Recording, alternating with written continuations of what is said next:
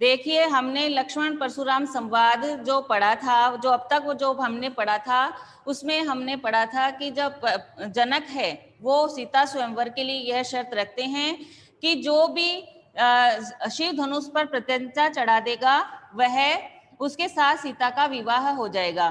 तो उसमें अनेक राजा महाराजा है, वो आते हैं और उस शिव धनुष को उठाने का प्रयास करते हैं, लेकिन वो उठना तो दूर, वह किसी से हिलता भी नहीं है।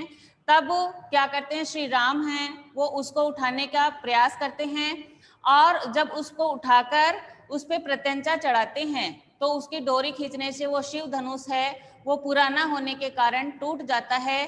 तब यह बात जब परशुराम जी को पता लगती है तो वह क्रोध से भरे हुए वहां आते हैं और दरबार में आकर पूछते हैं कि किसने इस शिव धनुष को तोड़ा है। तब वो राम कहते हैं कि इस शिव धनुष को तोड़ने वाला आपका कोई सेवक ही होगा। तो परशुराम जी कहते हैं, सेवक तो वह होता है जो सेवा का कार्य करे। ये तो उसने तो शिव धनुष को, यानी मेरे गुरु के जो शिव धनुष को तोड़ करके उन्होंने शत्रु जैसा कार्य किया है, इसलिए वो मेरा कभी मित्र तो हो ही नहीं सकता, सेवक तो हो ही नहीं सकता। तब सीता है, तब जो वो लक्ष्मण है, उनकी यह क्रोध वाणी सुनकर के वहां आते हैं और उनसे बोलने लग जाते हैं। तब उनमें लक्ष्मण और परशुराम जी में जो क्रोध भरी बातें होती हैं। परशुराम जी लक्ष्मण जी से कहते हैं कि मैं तो इतना क्रोधी हूँ, इसके बारे में सारा संसार जानता है कि मैंने अपने फरसे से कितनी बार इस भूमि को जीत करके, क्षत्रियों से जीत कर ब्राह्मणों को दान में दे दी थी, और गर्भ में जो स्थित बच्चे होते हैं वो भी इस फरसे के डर से गर्भ में ही नष्ट हो जाते हैं। तब जो परशुराम जी की ये बातें सुनकर के लक्ष्मण हैं, वो जो बोलते हैं वो हम आगे से पढ़ते हैं। बीसी लखन बोले मृदुबानी, अहो मुनिषि महामटमानी। उनकी यह बात सुनकर के जो लक्ष्मण हैं, वो अपनी मृदुल वाणी में बोलते हैं, अहो मुनिषि महामटमानी, कि अहा मुनिवर महाभट्टमानी, यानी आप प्रसिद्ध व महान योद्धा हैं, ये बात सबको पता है। इसीलिए पुनि पुनि मोह दिखाव कुठारा, चहत उड़ावन फू की पहाड़ों, कि इसीलिए पुनि पुनि यानी बार बार, कि आप मुझे बार बार फरसा दिखा करके डराना चाहते हैं। ऐसा लगता है कि आप चहत उड़ावन फूक की पहाड़ों, कि आप फूंक से ही पहाड़ को उड़ा देना चाहते हैं। यहाँ कुम्हड़ बतिया को नाही, जे तर्जनी देखी डर जाई, कि यहाँ कुम्हड़ बतिया के लिए मैंने बताया कि एक ऐसा पौधा होता है जो अंगुली को देखते ही मुरझा जाता है, या अपनी जो अंगुली को समीप ले जाने पर वह अपनी पत्तियों को सिकोड़ लेता है। तो वो कहते हैं कि हम उस तरह के छुई मुई के पौधे नहीं है, अर्थात हम डरने वाले नहीं हैं, जो आपकी तर्जनी यानी अंगुली को देखकर के ही डर जाएंगे। यानी आप हमें ऐसे वैसे योद्धा मत समझिए, हम महान बलशाली हैं जो आपकी अंगुली से डरने वाले नहीं हैं। आगे बढ़ते हैं। देख कुठार सरासर बाना, मैं कुछ कहा सहित अभिमाना। देख कुठारू, यानी मैंने आपके हाथ में कुल्हाड़ी, सरासन यानी धनुष, बाना यानी बाण को देखकर मैं को कहा सहित अभिमाना, मैंने इनको देखकर ही आपको अभिमान पूर्वक कुछ कहा है, कि मैंने सोचा कि एक क्षत्रिय कुल से हैं, इसीलिए उन्होंने कुल्हाड़ी और धनुष बाण धारण कर रखा है। लेकिन भृंगुसुत समुझी जनेऊ बिलोकी, जो कहूँ कछु कहूँ सहूँ रिस रोकी। लेकिन आप भृंग ऋषि के वंशज हैं और आपने यज्ञोपवीत, यानी यज्ञोपवीत क्या होता है, जो ब्राह्मण लोग होते हैं, जो एक सूत का धागा है वो गले में पहने हुए रहते हैं, उसको कहते हैं यज्ञोपवीत। तो वो कह रहे हैं कि आपको मैंने यज्ञोपवित्र धारण किए हुए भृंग ऋषि के वंशज हैं को देख करके, तो मैं कुछ कहूँ सहूर इस रोकी, कि आपने जो कुछ भी कहा वो मैंने अपने क्रोध को रोककर उसको चुपचाप सुनता रहा, क्योंकि आप ब्राह्मण हैं और हमारे कुल में ब्राह्मण पर वीरता का प्रदर्शन नहीं किया जाता। सुर महिसुर हरिजन अरुगाई, हमरे कुल इन परने सुराई। सुर यानी देवता, महिसुर यानी ब्राह्मण, हरिजन यानी जो ईश्वर के भगवान के भक्त होते हैं, गाय यानी गाय, कि हमारे कुल में जो देवता है, ब्राह्मण है और भगवान के भक्त हैं और गाय, इन पर कभी भी हमरे कुल इन पर न सुराई, हमारे कुल यानी वंश पर सुराई यानी सूरता वीरता का प्रदर्शन नहीं किया जाता, कि हमारे कुल में इन चारों पर कभी भी वीरता का प्रदर्शन नहीं किया जाता। वे हैं देवता, ब्राह्मण, ईश्वर के भक्त और गाय। बधे पाप अपकीर तिहारे, मारता हूँ पा परे पारियों तुम्हारे, कि यदि हम इन्हें मारने से, इन बधे यानी यदि हम मार देते हैं तो पापू, तो हमें पाप लगता है, अब कीर्ति हारे, और यदि हम इनसे हार जाते हैं तो हमारा अपयश होता है। मारता हूँ बा परे तुम्हारे, यदि ब्राह्मण हमारे हमको मार भी दे फिर भी हमें उनके पांव ही पड़ना पड़ेगा, क्योंकि क्षत्रिय कुल की यह परंपरा है कि वहां पर ब्राह्मणों का आदर किया जाता है, उन पर हाथ नहीं उठाया जाता। कोटि कुलिस संवचन तुम्हारा, व्यर्थ धरऊं धनुबान कुठारा। कोटि कुलिस यानी करोड़ों, कुलिस यानी व्रज के समान, सम यानी समान, वचन यानी वाणी, कि आपके लक्ष्मण जी कहते हैं परशुराम जी से कि आपको तो पर आपके जो वचन है वो ही क्या है कि आपको धनुष बाण या कुलाड़े उठाने की कोई आवश्यकता नहीं है, क्योंकि आपके तो जो वाणी है वो कोटि कुलेसम वचन तुम्हारा, कि आपकी वाणी ही करोड़ों व्रज के समान है। व्यर्थ धरऊं धनु बाण कुठारा, आपने तो व्यर्थ यानी बेकार में ही धनुष और बाण और जो फरसा है, कुल्हाड़ी है, उसको धारण कर रखा है, क्योंकि इनको तो आपको आवश्यकता ही नहीं है। आपकी तो वाणी इतनी खतरनाक है कि ये आपकी वाणी से ही व्यक्ति है वो घायल हो जाता है, इसके लिए अस्त्र शस्त्र की कोई आवश्यकता ही नहीं होती। जो बिलो की अनुचित कहूँ समुझ क्षमहु महामुनि धीर, सुनी सरोष भृंग बसमनी, बोले गिरा गंभीर। जो बिलो की यानी बिलोकी यानी देख करके, जो बिलो की अनुचित कहूँ क्षमहु महामुनि धीर, कि हे आपको देख करके जो मैंने अनुचित यानी जो अनुचित वाणी कही है उसके लिए क्षमहु महामुनि धीर, हे धैर्य को धारण करने वाले महामुनि, उसके लिए आप मुझे क्षमा कर दीजिए। सुनी सरोस भृंग भस्मनी, बोले गया गंभीर। उनकी यह लक्ष्मण की यह व्यंग वाणी सुनकर के जो भृंगु के वंश में श्रेष्ठ जो परशुराम है वो गंभीर वाणी में बोलते हैं। कोशिक सुनहु मंद यह बालकु, कुटिल काल बस निज कुल धालुकु। कौशिक यानी कौशिक किसके लिए आया है? विश्वामित्र के लिए, कि हे विश्वामित्र सुनहु मंद यहु बालक, मंद यानी मूर्ख, यह बालक बड़ा ही मूर्ख है। कुटिल काल बस निज कुल धालु, यह काल के वश में होकर के अपने कुल के लिए नाश बन रहा है, यानी अपने कुल का नष्ट करने वाला बन रहा है, क्योंकि यह बड़ा ही मूर्ख है।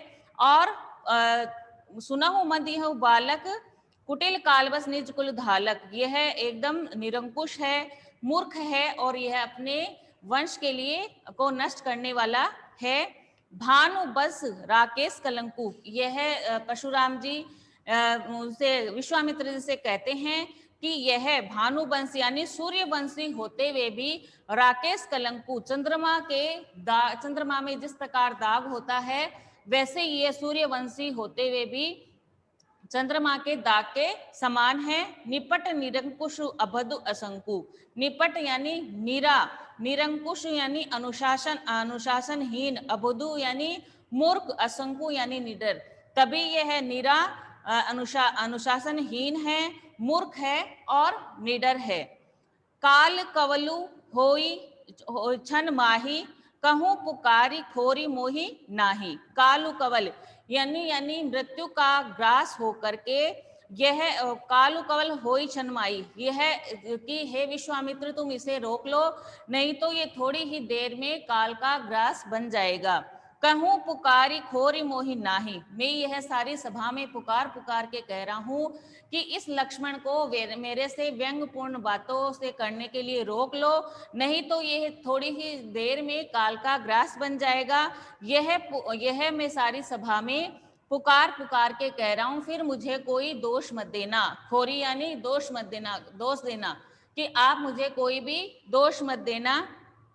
तुमर हट कहूँ जो चहूँ उबारा, कही प्रताप बल रोष तुम्हारा।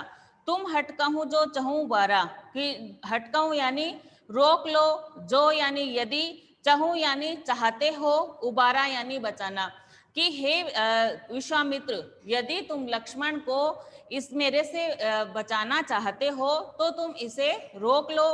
कही प्रताप बल रोष हमारा, तुम इसे हमारे बारे में, मेरे प्रताप के बारे में, मेरे क्रोध के बारे में इसको बता दो। किसको?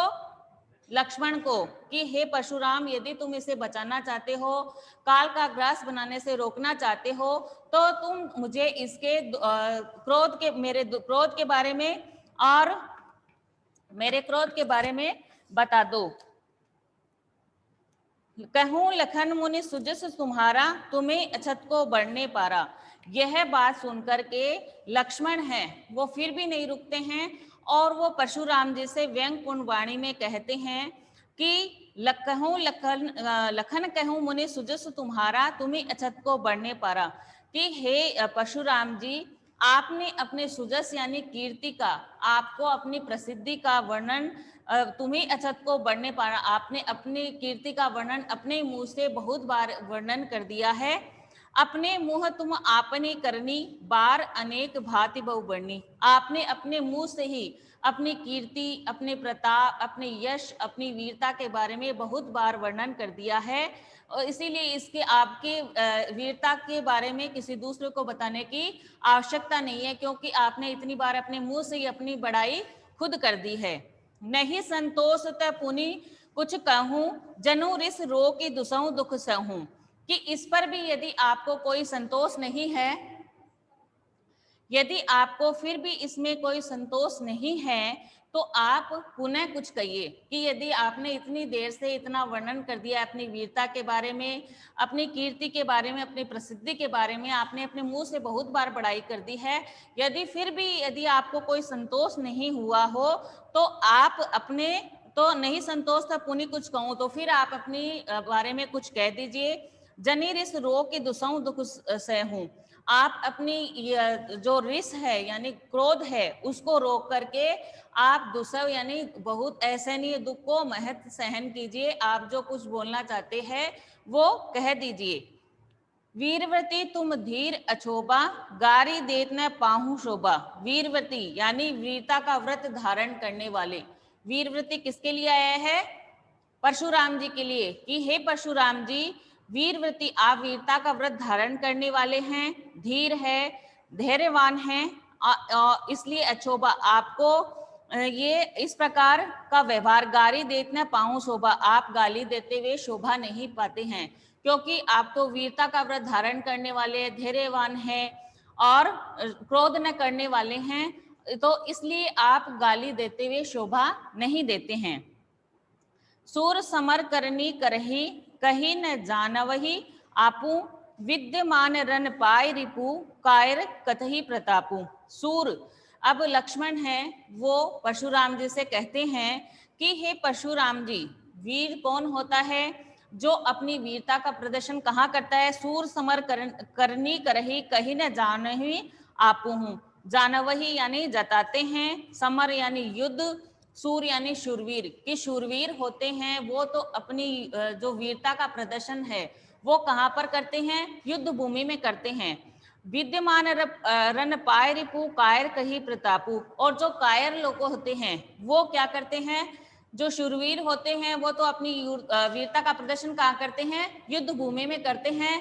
और वहां वो अपने मुंह से अपनी बड़ाई खुद नहीं करते कि मैं वीर हूं, वो अपनी केवल अपनी वीरता का प्रदर्शन युद्ध भूमि में करते हैं। और जो कायर लोग होते हैं वो क्या करते हैं कि रणभूमि में खड़े होकर अपने मुंह से अपने खुद ही अपनी वीरता का बड़ाई करते हैं। आगे पढ़ते हैं। तुम्हें तुम्हें तो कालू हाँक जन लावा, बार बार मोही लगी बुलावा। कि लक्ष्मण कहते हैं परशुराम जी से कि हे परशुराम जी, ऐसा मुझे ऐसा लगता है कि कालू यानी मृत्यु को, कि आपको ऐसा लगता है कि आप काल को मेरे लिए बार बार में बलपूर्वक बुला कर ला रहे हैं कि चलो लक्ष्मण के प्राण मृत्यु को प्राप्त करना है। तो ऐसा लगता है कि तुम्हें तो कालू हाँ कुजन लावा, कि ऐसा लगता है कि हे परशुराम जी, आप मृत्यु को बलपूर्वक मेरे लिए यहाँ पर खींच कर लाए हो, बार बार मोही लोगी बुलावा, इसीलिए आप उसे मेरे लिए बार बार में बुला रहे हो। किसको खींच कर ला रहे हो?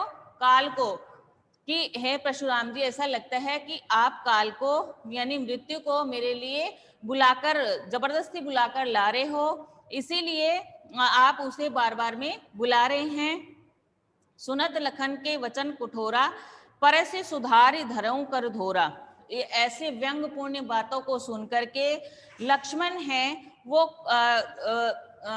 सुनत लखन के वचन कठोरा, ऐसी व्यंगपूर्ण बातों के सुन करके उन्होंने परशुराम जी ने क्या किया? परसु सुधारी धरऊं कर धोरा।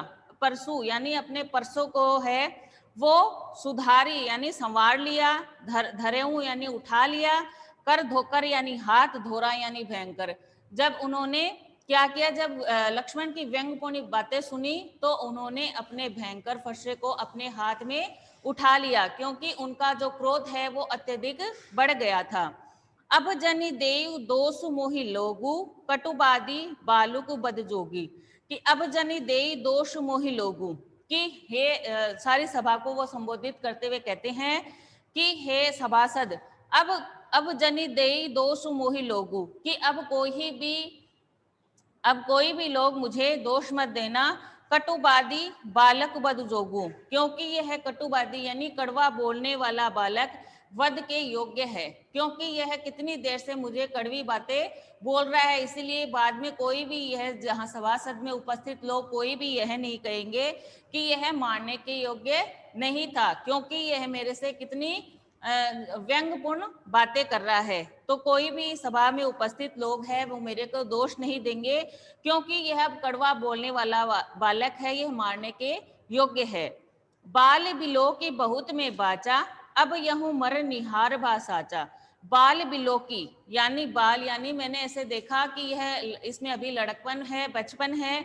बिलो की यानी देखकर जानकर, बहुत में बाचा कि मैंने इसे बहुत बार बचाने का प्रयास किया, कि मैंने सोचा ये छोटा बालक है, मेरे से व्यंगपूर्ण बातें कर रहा है, इसलिए मैंने इसका लड़कपन जानकर इसे बहुत बार बचाने का प्रयास किया। लेकिन अब यह उम्र निहार भा साचा, लेकिन अब ये मारने के योग्य हो गया है। क्यों हो गए? क्योंकि मेरे से इतनी देर से ये व्यंगपूर्ण बातें कर रहा है, मेरे पे कटाक्ष किए जा रहा है, इसलिए अब ये मरने की योग्य है। मैं तो इसको बालक समझकर इसको बार बार मैं क्षमा करता रहा, इसको मारने से बचाता रहा, लेकिन अब यह मरने के योग्य है। कौशिक कहाँ छमई अपराधु, बाल दोष गुण गाविन साधु। जब कौशिक यानी जब उन्होंने विश्वामित्र ने देखा कि बात है वो अत्यधिक बढ़ गई है, अब कोई ना कोई अनहोनी की घटना होने वाली है, तो उन्होंने कहा कि कौशिक कहाँ चाहिए अपराधु, बाल दोष गुण गए न साधु। कि जो साधु होते हैं, जो सज्जन लोग होते हैं, गने ही यानी गिनते हैं, ध्यान नहीं देते हैं, कि जो सज्जन लोग होते हैं, साधु लोग होते हैं, वो जो बालक होते हैं उनके गुण दोषों पर ध्यान नहीं देते हैं। खर कुठार में अक्रुन को ही, आगे अपराधी गुरु दोही। खर यानी जो पेना जो धारदार है, कुल्हाड़ा है, वो मैंने धारण कर रखा है। मैं अक्रुन को ही, और को ही यानी क्रोधी, अक्रुन यानी निर्दय, क्योंकि मैं निर्दयी हूँ और मैंने पेना धारदार कुल्हाड़ा है वो हाथ में ले रखा है। आगे अपराधी गुरु दोही, और मेरे गुरु का अपमान करने वाला खड़ा है, इसलिए अब मैं ज्यादा देर रुक नहीं सकता, क्योंकि मेरे हाथ में पेना धारदार क्या है, फरसा है, कुल्हाड़ा है, और मैं अक्रून हूँ यानी निर्दयी हूँ, कोहुई यानी क्रोधी हूँ, और मेरे सामने है जो मेरे शिव को धनुष को तोड़ने वाला अपराधी खड़ा है। इसलिए मैं अब इसको, मेरे गुरु का जो अपमान करने वाला खड़ा है, तो मैं अब इसको मारने से नहीं रोक सकता। उत्तर देत छोड़ूं बिन मारे, केवल कौशिकशील तुम्हारे। कि मैं इसको मार ही देता, क्योंकि ये है, एक बार देखो, रिंगिंग आउट ऑफ टाइम आया है।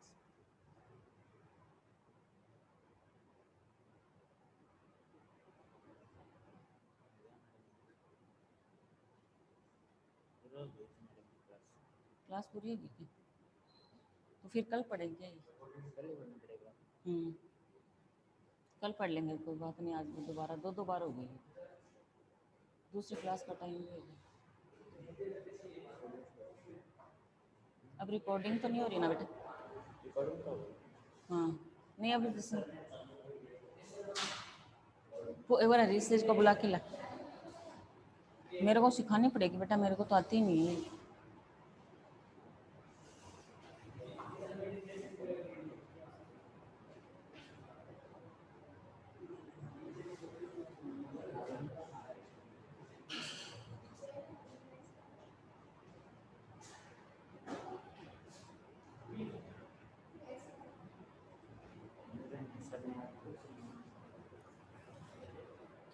हाँ नहीं मैडम, उनको भेजना एक बार, हरीश जी को, हरीश जी को भेज दो एक बार।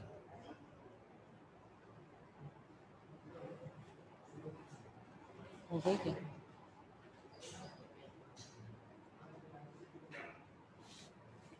बस हो गई मेरी क्लास तो 40 मिनट की।